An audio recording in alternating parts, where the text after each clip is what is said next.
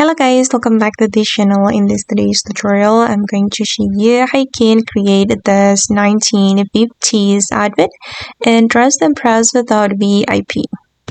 Okay, this is for the outfit guys, and then I'm going to show you how I made this one.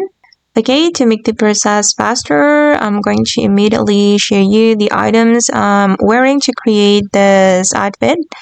Okay, I think there's no so many items. For the hairstyle, you can choose this one, and then you're going to color it with this color for the first selection and also the second selection, and combine it with this one. You can choose bangs only, and then you're going to make it the same color. And then for the accessories, you can put on this necklace, make it white, and then this earring, make it white.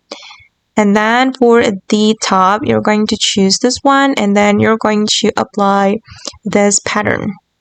Okay, and then for the buttons, you're going to make it black. And then you're going to combine it with this top. You can make it white for this top for all the selection. And then for the skirt, you're going to choose the skirt from the witch set and make it this pattern.